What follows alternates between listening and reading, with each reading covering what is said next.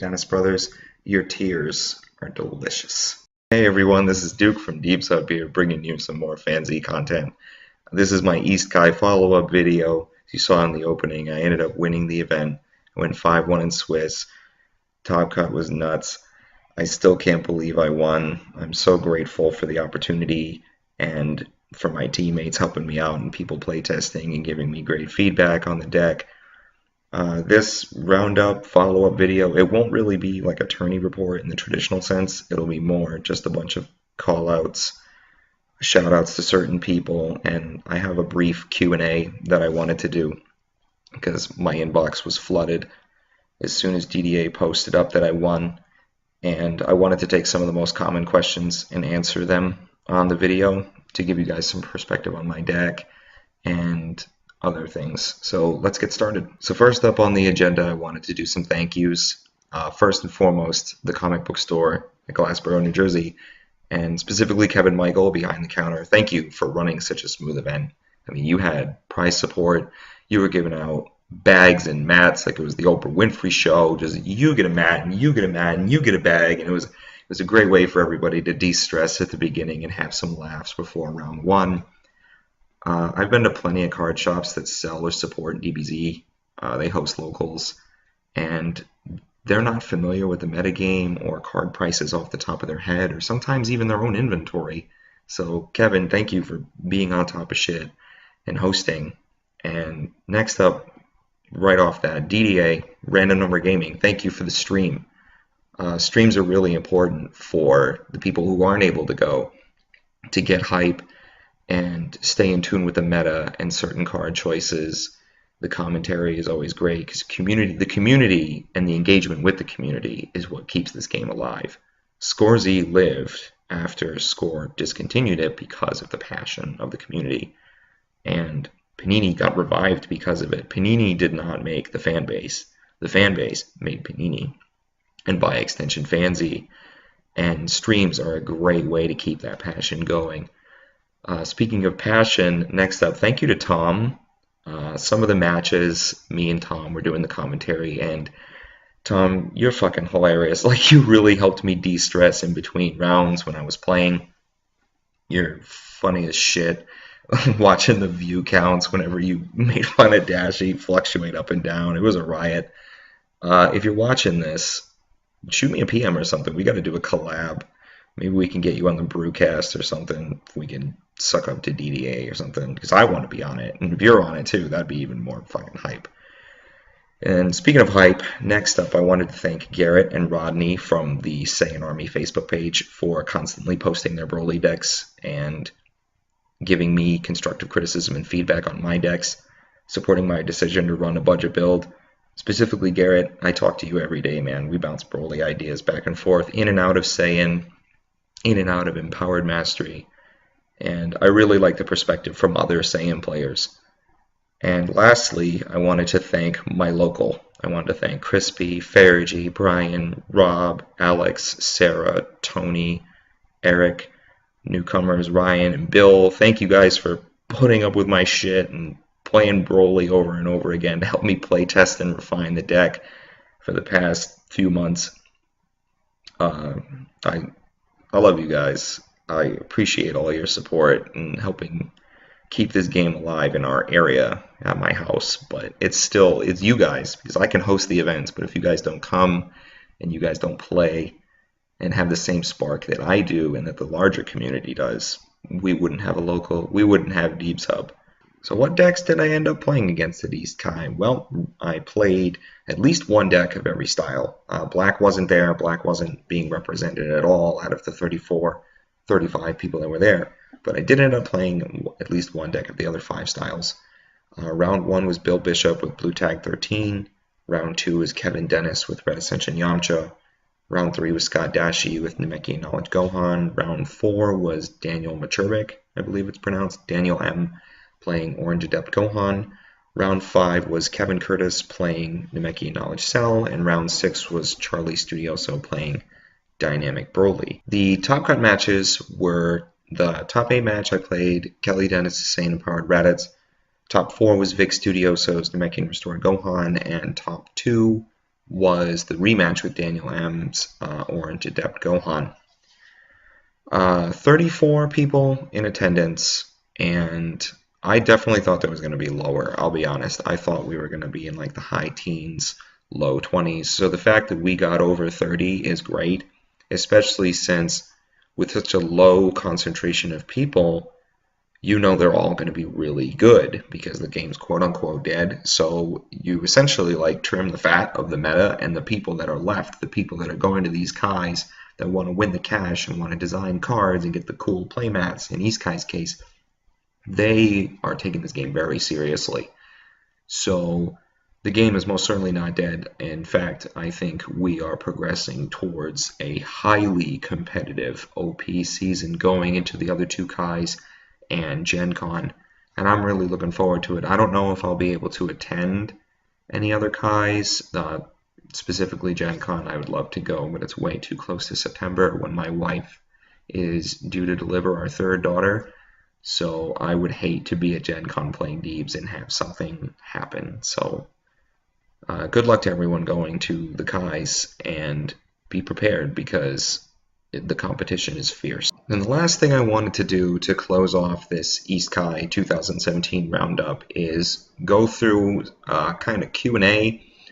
My inbox has been flooded with people since TDA posted on Retro that I won, and I've got a lot of different questions that people want the answers to, and I figured why not use the Roundup video to do that. So I got my list right here. We're going to go through them, and I'll try to give as best an answer as I can. The first one is, do I regret not running ultra rares or quote-unquote staple cards like Wallbreaker, VTP, and Deathblow? And the answer is no.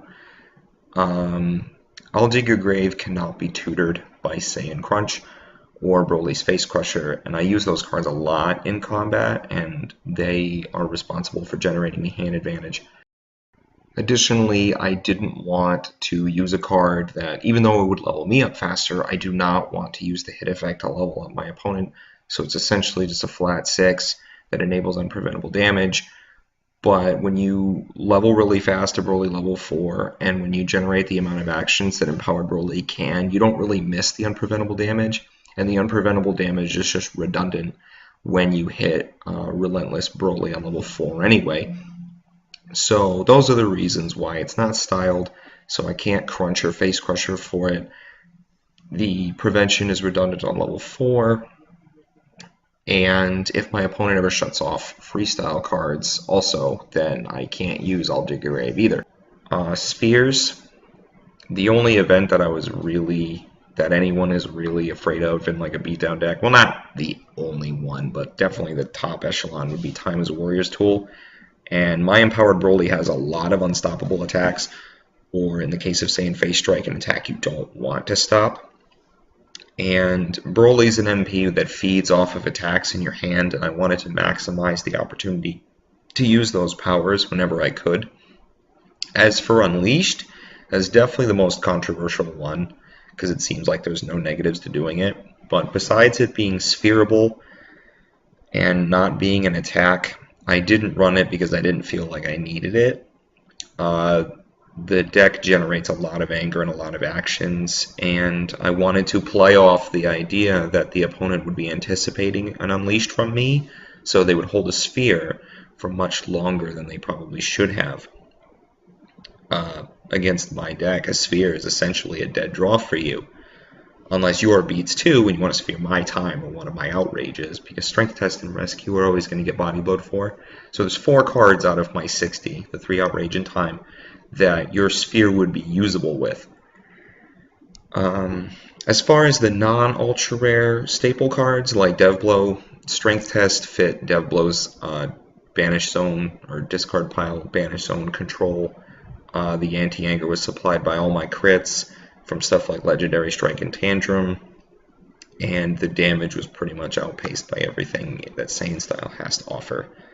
VTP slows me down. With Crunch being able to tutor from the discard pile, VTP seemed kind of unnecessary, and I wanted to keep the setup count low for just the pure aggression. So my Saiyan grab draws and my face crusher reveals, I could always have targets. Wallbreaker, I definitely considered. I almost threw into Wallbreaker, and for East Kai specifically, I'm glad I didn't, because I didn't feel like there were a lot of decks that Wallbreaker really would have inhibited, at least for a long period of time. I saw a lot of Unleashed decks there. The Namekian decks just played off of Knowledge's anger, but a lot of them could function on the lower levels, especially the Gohans, with Future Gohan and then Gohan Unlocked level 2. I would not advise omitting Wallbreaker in most Broly decks, but I'm either an idiot or the best player in the world, or I just got really lucky that omitting Wallbreaker did not come back to bite me in the ass. Next up, what were the defining cards for each of your matches? Well, that would be really hard because I don't remember a lot of the nitty-gritty details for combats for every match. But I will say that Saiyan Gut Kick really helped me out. A lot of people undervalue that forced skip, and it's great for sequencing, it's great for anger control, it baits blocks because it really makes your opponent think about what I'm going to throw next. So they fear an attack that might have a more devastating hit effect, so they'll take the Gut Kick, take like 4, 6, 7, 8, maybe 10 stages sometimes, and that opens them up for a Saiyan Grab, which will now be unstoppable because they took the Gut Kick. Saiyan Severing Punch in the Unleashed meta is essential. It really helped me out in the third teen match and the Dynamic Broly match. Saiyan Crunch, nobody knew what that card did whenever I played it, and the ones that did, Kevin Curtis knew exactly what that thing did, and he banished them right away out of my discard pile because he knew about the Captain Crunch loop, and he knew about he knew about the hand advantage that Crunch can provide, especially since it can tutor energies. That was another thing. A lot of people thought it could only tutor physicals. No, it can tutor energies too, so I would tutor Saiyan Tantrum. Saiyan Backbreaker, the double attack was essential. I always had a few attached cards out, and Backbreaker was always a double attack whenever I threw it. Saiyan Recovery in the Yamcha match, stopping that Earthball 7 that Kevin Dennis drew, and the Yamcha's rescues not being able to be banished and combat was vital for winning that match. Saiyan Strength Test against Kelly Dennis for disrupting the Menace loop. Just every time I threw an attack, I was banishing at least one card from the discard pile. So essentially their banish zone became this big, and the Menace loop just did not work the way he wanted it to, or at all. And lastly on my list, I would say Broly Determined. Broly's level 2. A lot of people don't really respect the level 2, and the level 2 is my favorite of the 4 MP levels because of that guaranteed board clear. The +2 mod early, you sit at E comfortably, you got a 4 PUR. It's great to chill there. Early game, every time they throw a setup or drill down, you just get rid of it. So then by late game, all their steam is gone and you pummel them with a 3 and the 4. Next question was, what will I do with the prize money? The $250 cash I gave to my wife for her doula for the delivery. Like I said earlier, my third daughter, will be due in the first or second week of September, and my wife has a little jar where she's been saving up some of her tips to pay for the doula services. So that was a huge chunk of change that I wanted to give to her to make sure that her labor and her delivery is as stress-free and as comfortable as possible, and make sure that everybody's all healthy and good.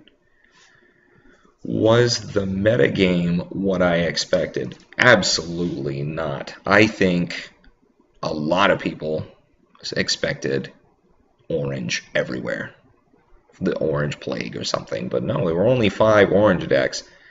One of the biggest deciding factors between Empowered Broly and the other deck I was considering running was Ascension Vegeta, was the perceived threat of orange being everywhere. And don't get me wrong, 5 people showing up to East Kai does not mean that orange is not a good style. It is definitely the best style in the game. I'll go on record and say that. It has everything. It's incredibly accessible for many MPs, and very powerful. As for why people didn't run orange, well, it was either they anticipated a ton of people teching for orange with MPs like Broly, or the stigma of running orange because FanZ gave it a huge boost, and a lot of people on Retro and in locals are bitching about how strong orange is, and they didn't want to deal with it. Kind of like Draku. Like, nobody wants to bring Draku to a local unless they're a big jerk or they want to win the prizes. I anticipated a lot of 13 and cooler also to deal with orange, but there was only one 13 deck in blue, and there was one cooler deck in red, and that red cooler deck was crazy from what I understand. Next question on the list. In your top 4 match against the restored Gohan, why didn't you use your built-in Broly powers to reveal Tantrum more liberally? And that's actually an excellent question. DDA and Tom did comment about that on stream, and I will go ahead and answer that now. The 1 to 2, when I had recovery and I entered, the not using the Broly power first to level instead of using recovery first, that was a misplay on my part. It's obvious it was a misplay. I was thinking that I just wanted to make sure that Vic's hand was ineffective against my offense because I had a sweet hand. I did not expect another confrontation after he just used the confrontation on me. I should have definitely Broly level 1 to 2 and got either Chi-Chi, definitely Chi-Chi off the board. And then later at the level 3, I didn't jump the gun and do it again because he was on Future Gohan level 3, and I did not want to give him 2 more actions, especially since he declared on me. So I assumed his hand was already really good, and I didn't want to go ahead and use my power and draw another card just to give him an additional 2 actions. But I went ahead and did it the following turn when I entered with the 4-card hand when I jumped from 3 to 4 and I cleared his whole board. I did it then because it was getting later in the game. I knew his hands were starting to dwindle down after I got Strength Test attached. His offense was starting to curve down in effectiveness, and I went in for the kill, and I didn't care about getting hit for a couple 5-card energies. And finally, the question so many of you have asked me, at least 25 people have messaged me on Facebook asking me about this, and I mean, it's worth asking. It's a legit question. What am I going to do with the black style card, especially since I'm not a primarily black player? Well, I'm not really sure yet. I mean, I like stage beats, and I like anger, which is why Saiyan and Red have always been my favorite styles, even way back in Scorzy. That stage beats is pretty much all I play. So my black decks that I've played at a very casual level have been stage beats oriented decks like Turles, 17, Trunks, Golden Frieza, Cell, Broly. So expect stage beats for the card. Physical attack. I'm not sure about the damage or immediate effects or hit effects yet, but expect stage damage, expect anger, expect endurance, and expect the card to be considered named to support like Trunks with aggressive sword drill, Golden Frieza, or just Frieza in general with Supernova, Android 14 and 15 ally being able to fish it out with their effects,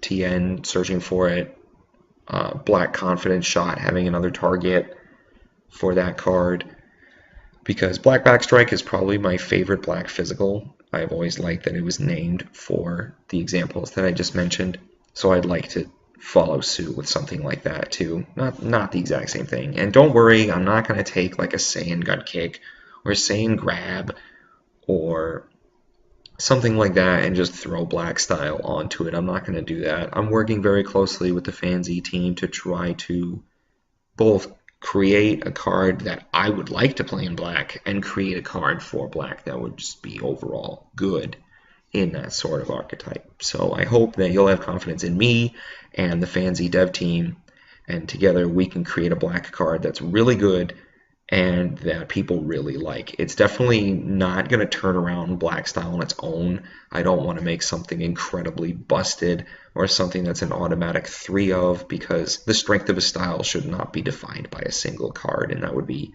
way too much to ask of me, and it would be disrespectful to the game that we were left with when FanZ picked up, and it'd be disrespectful to the FanZ team to just design a silver bullet card for a style. That just wouldn't work. And that's it. Thank you for clicking and watching my East Kai 2017 Roundup video. I really appreciate any feedback you could provide. So if you liked the Q&A, if you liked the content, if you liked this style of video, hit the like button. If you didn't like it, please hit the dislike. Leave a comment, send me a message. I'm looking to improve. I love this card game, I love this community, and I would love if you guys liked my stuff, and you won't if it sucks. So any feedback, good or bad, is incredibly valuable to me. If you want to see more of this stuff, please consider subscribing. I'm going to upload some more match videos up here. We have a local every Wednesday, so I'd like to get the camera out every Wednesday and make some content, because we have such colorful decks at our local. I got Perceptive Tau, I got Ruthless Jr. coming over my house. It's very cool. I'd love to get those players and their decks on the camera to talk about them, make a video, do an interview. I'd like to preview some Legends cards, some FanZ set 9 and 10 and future sets, do deck breakdowns, meta-analysis videos. All that kind of content is coming on this channel, and your subscriptions would help motivate me to bring that content for the rest of the game going forward. I also wanted to make a quick note. I apologize for some of the roughness of the transitions in the editing between segments in the video. My daughter has a really bad cough associated with a cold, and every time she'd cough on the baby monitor, I'd have to edit out or make a break in the video to go tend to her, give her some cough medicines, settle her back down in bed. So I appreciate you sticking around to the end of the video, because that clearly means that you're understanding, or you just like my video so much so you just want to watch it. So thank you very much for your support, and I will see you next time.